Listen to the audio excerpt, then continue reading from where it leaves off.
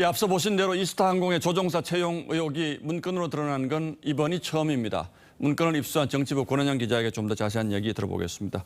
자, 이번에 입수한 문건이 어떤 문건인지 구체적으로 좀 더 설명을 해 주시죠. 네, 먼저 이번에 입수한 문건은 기존에 일부 공개됐던 이스타항공의 승무원 채용 청탁 문건과는 다른 항공기 조종사 채용 청탁 문건입니다.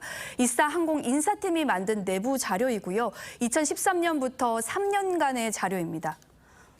자, 문건을 보면 채용 청탁자들의 이름을 별도의 란을 만들어서 아주 구체적으로 명기하고 있는데 문제가 될 거라고 예상할 수 있는 일인데 왜 이렇게 했을까요? 네, 말씀하신 것처럼 이 문건을 보면 필기와 실기시험, 1차와 2차 면접, 최종 면접 합격자 순으로 엑셀 파일로 만들어져 있는데요. 특이하게도 이 추천자 파일이 아예 하나의 시트로 별도 정리되어 있습니다. 파일이 2개 버전으로 만들어진 거죠.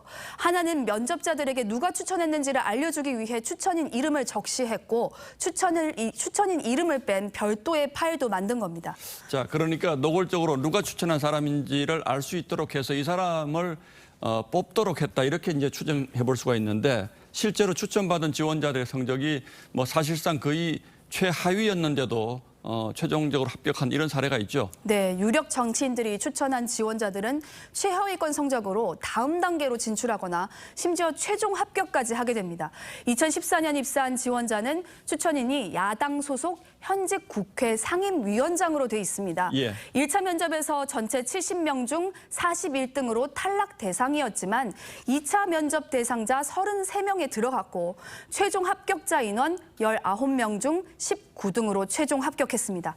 2013년에도 비슷한 경우가 있었습니다. 현직 민주당 의원이 추천한 지원자는 필기시험 합격자 89명 중 82등, 1차 면접에서 64명 중 63등, 최종 면접 28명 중 27등으로 합격을 했습니다.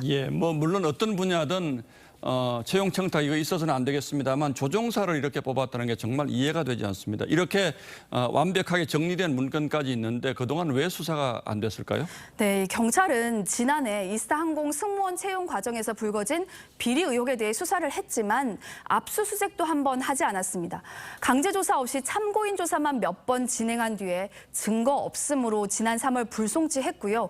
검찰이 보완 수사를 요청했지만 지난 7월에 또다시 증거 불충분 무혐의로 결론을 냈습니다. 하지만 정권이 교체된 지인 지난 8월에서야 전주지검이 재수사에 나섰습니다. 자, 이 문건이 이제 여러 해에 걸쳐서 작성이 된 거기 때문에 일부는 공소시효가 끝나는 것도 있습니다만 이렇게 이제 검찰 수사가 본격적으로 시작이 되고 이렇게 완벽하게 정리된 문건까지 있기 때문에 정치적 파장이 만만치가 않겠군요. 네, 이 검찰이 채용 특혜 문건을 여러 문건을 확보한 상태로 알려져 있습니다.